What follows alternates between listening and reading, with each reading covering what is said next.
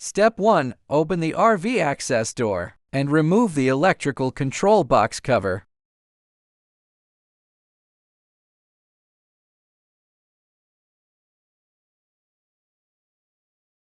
Step 2. Install the silicone grommet.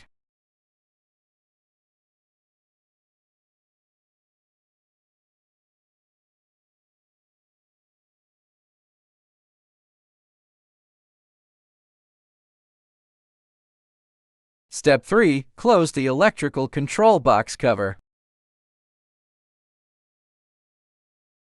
Step 4. L-shaped EVA gasket installation. Step 5. Peel the backing off the L-shaped EVA strip. Step 6. Align the end of the new strip with the existing gasket's edge.